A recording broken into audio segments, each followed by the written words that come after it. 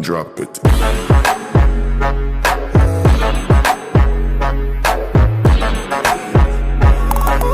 Well, welcome back. Passive income investors, like if you are a long-term cost average dividend investor, this is going to be one of the most crucial things you just cannot overlook, because if you are setting stocks in stone for the next decade, 20, 30 years, generationally, you're going to get screwed by the government if you don't heed the advice that I'm going to share with you in this video, because I have become a victim to this and not paying attention to my own philosophies and rules. So taking a look at my RBC account, this is not a registered account, which means I'm fully exposed to all the tax implications. I do not get benefits on capital gains or dividend income. So what I would like to do is show you how much tax I'm paying on my US stocks in this account. I'm going to clarify the tax rules, so hopefully you understand them better. And then I'm going to show you how you can correct these issues and avoid paying as much tax as humanly possible. But many of you are aware, I recently bought Pepsi and I recently been buying Wells Fargo, and here not really thinking about the tax implications. But nonetheless,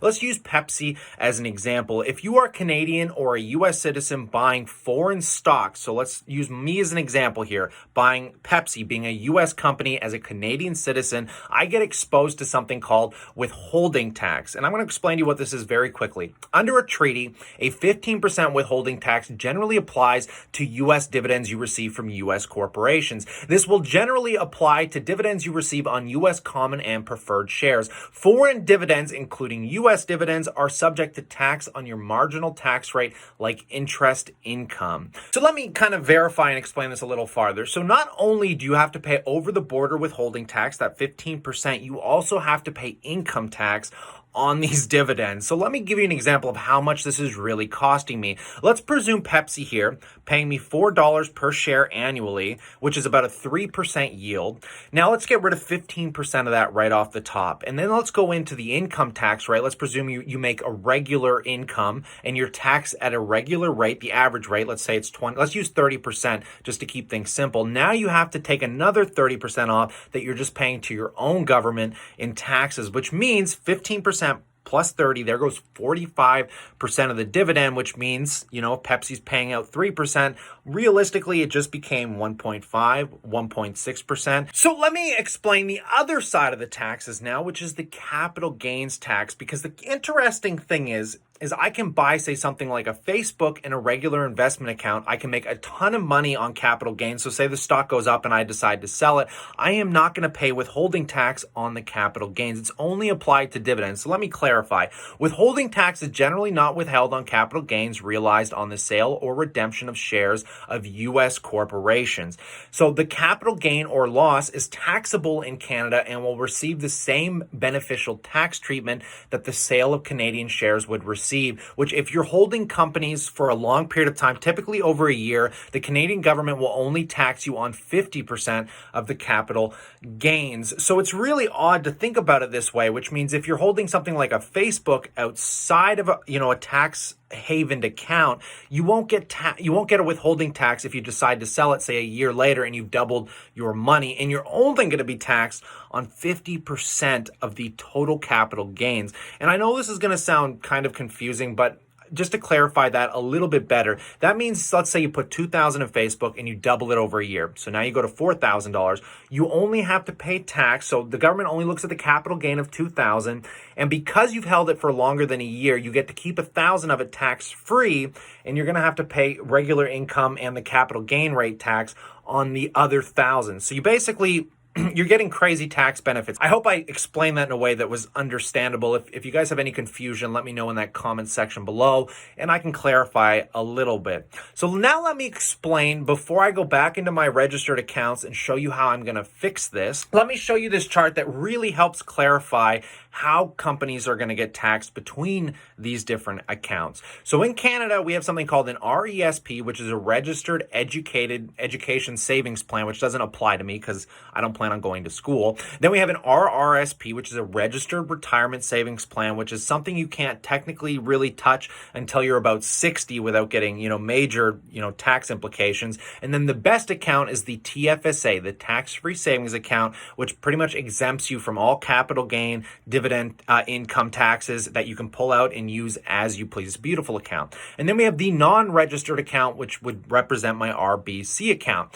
So let's go through the examples they give here. So first of all, here's RY, the Royal Bank, ironically, the account that I'm using. So let's say you were to buy that as a stock. Well, you're not going to be paying any taxes in any of the registered accounts. And if you hold it outside of a registered account, you get the preferred Canadian dividend tax rate, which is, again, I think goes into long-term. I'll explain kind of the regular Canadian dividend tax rate as we move forward. But to keep things simple, let's take a look at some other examples. We got RioCan, one of my favorite REITs, guys, the one that I hold in my RBC account as well. In all the tax advantage accounts, you don't pay any taxes on dividends or, again, capital gains. But if you hold it outside of these accounts, like I am in my RBC account, you get taxed at the normal income and capital gains rate. Now let's start to see where things get confusing. So here's Johnson & Johnson. This is where things get really interesting and confusing. If I were to hold it in an RESP, I have to pay the 15% withholding on dividends. If I hold it in a TFSA, I have to pay the 15% withholding. But in an RRSP, you are exempt from foreign tax, which is something really odd and pretty incredible. I'm going to show you how this applies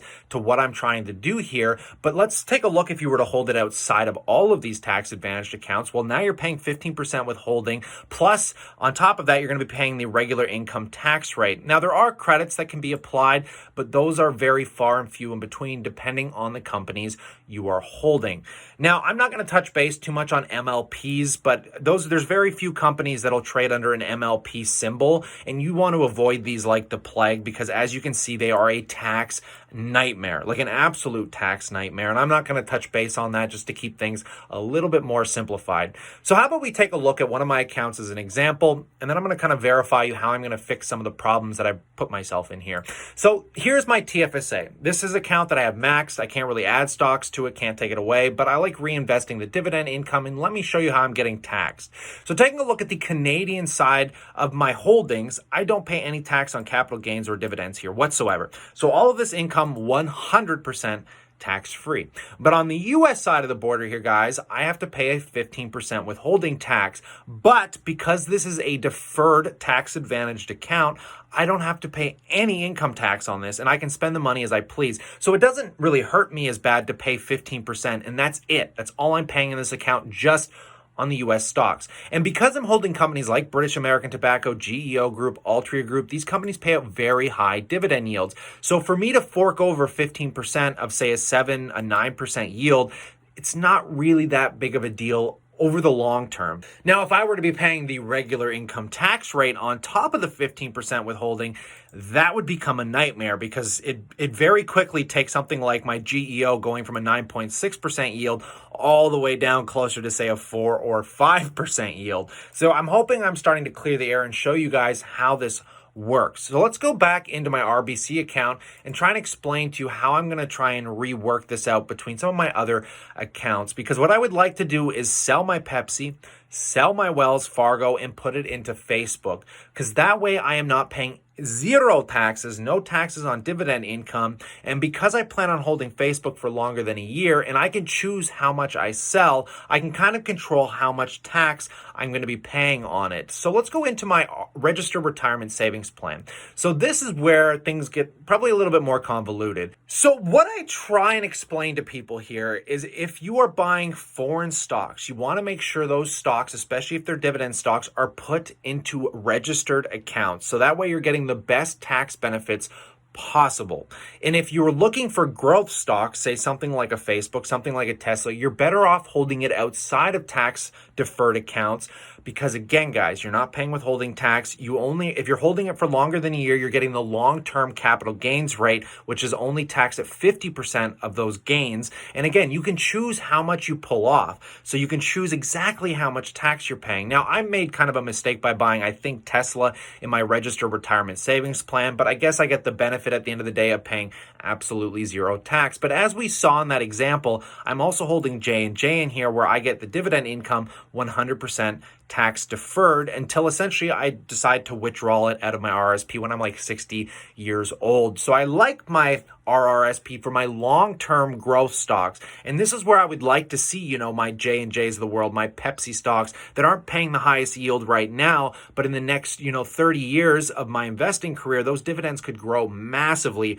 over time. So in the long-term retirement account, what I would like to do here is I want to sell off my Facebook position, dump it into Johnson & Johnson, or put Pepsi inside of this account. And then in the RBC account, I want to get rid of Pepsi and Wells Fargo, and I'm going to replace my Facebook shares in this non-registered account. And I think that would be more intelligent over the long term, because at the end of the day, I plan on setting these stocks in stone for the next, literally, probably the rest of my life. And I want to do it in a manner where the government is going to be, less in my pocket overall, because the more money the government's not taking, the longer it has for, capital gains, longer for dividend growth and income to constantly compound the portfolios. I just want to finish up by touching base on, let's use Ryokan as another example here, because this, in my RBC account, I am fully exposed to the taxes on this Canadian REIT. But because this is a Canadian company, and a company the government says is a qualified REIT, which basically means that, more than 75% of their properties are in Canada, I get a different tax rate on the dividends. And the way the government taxes them is by the long-term capital gain rate tax, which means I only have to pay tax on 50% of the dividend income I get off Ryokan outside of a registered account. This is absolutely wonderful because I'm getting a huge distribution off Ryokan. I mean, I'm pulling in 9-10% off my RBC account here. So that means, if I'm getting 9 or 10%, I'm only paying tax on 5% of those dividends, which is absolutely wonderful, guys. So when we look at these US companies, the only good benefit to them is the capital growth, not the dividends. And if I'm buying these purely for dividends, it doesn't make sense to have them in this account. So like I said, I want to get them out of here. I'm going to get Facebook in here so I can just focus on those core capital growth kind of stocks. And then that way I'm getting all my tax benefits on the dividends in the registered accounts. You guys really have to understand what you're doing here as a cost average investor and what your long-term plans are, because at the end of the day, the tax man is going to screw you the most. So you really need to understand what you're doing here. And again, guys, if this came off as somewhat confusing, I'd honestly recommend going to the passiveincomeeducator.com. Make it even easier. Something that's been helping a lot of people out is you can just book us as tutors if you want us to kind of help clarify where your portfolio currently sits, because, I'm partnered with Matt Money. You can talk to people on the US side of the border, the Canadian side of the border. There's a lot of people here willing to help, guys. Hope you guys see the value in booking myself or these other investors, because honestly, these little tidbits of advice over the long term can literally make you thousands, if not tens of thousands of dollars. They're mistakes that I have made that I don't want you to make. So I hope you enjoyed this video. Slap a like if you did. Stay cool, stay awesome, and I'll catch you tomorrow.